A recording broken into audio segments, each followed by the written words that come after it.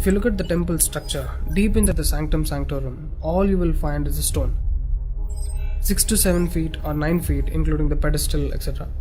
A whole lot of people are ridiculing why this much decoration to a stone. What's there in it? How can you worship this dumb stone as God? To all the idiots who are ridiculing idol worshipping, let's talk science, okay? What is it? It's a rock. What is rock? Rock is made up of metals and minerals. If you go to a valley and shout something, what does the rocks do? It will give you an echo.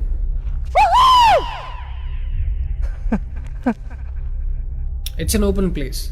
The sound travels, hits the rock and throws it back. This phenomena is called echo and it's scientifically proven, everybody knows it.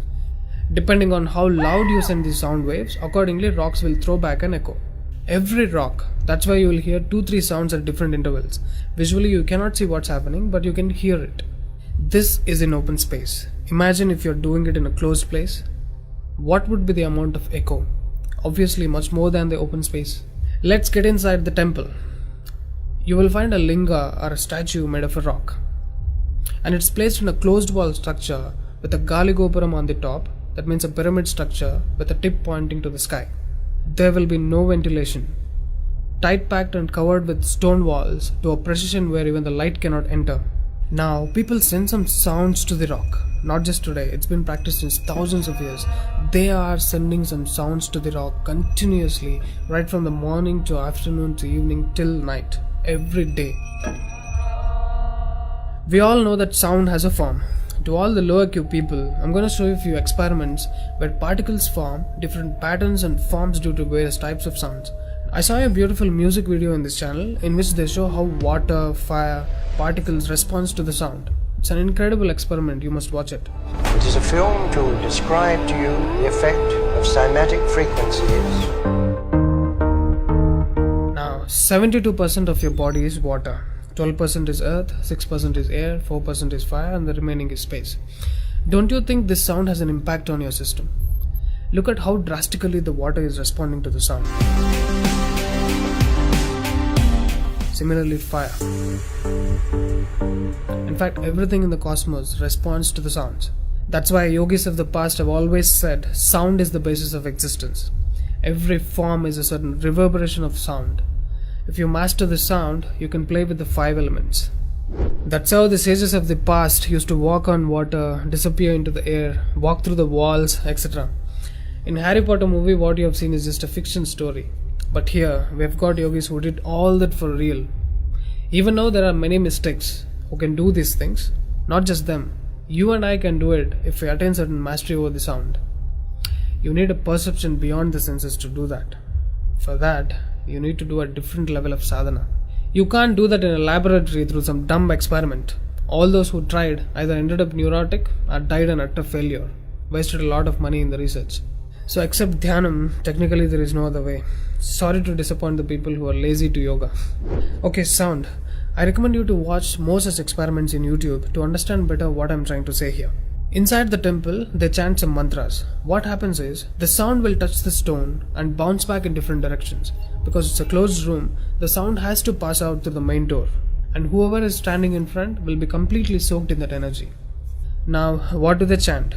Vishnu Sahasranamam in the morning and Lalita Sahasranamam in the night. There is Shivopasana Mantram, Lingastakam, Am Namah Shivaya, Nirvana Shatakam, etc., which will have different impacts on the human system.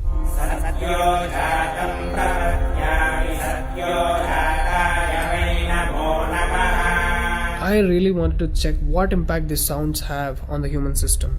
So I went to a neurosurgeon to really experiment and document the impact of these sounds on the human brain, the human system.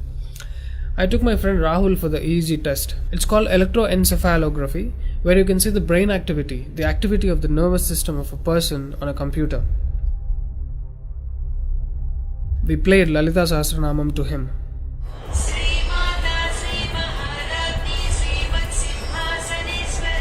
Rahul, relax your face.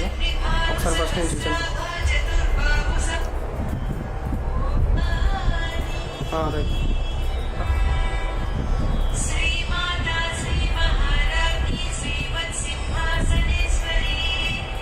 The kind of parasympathetic differences that he's getting is anonymous.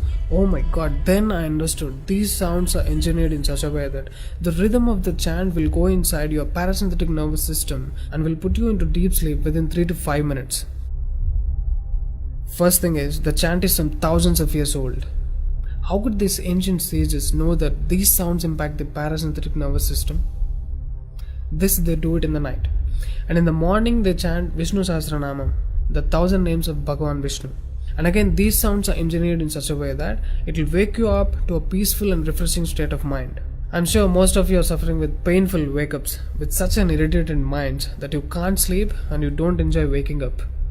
If you listen to Vishnu Sahasranamam in the morning, it will clear all these clutches in the brain and you will be super fresh when you wake up.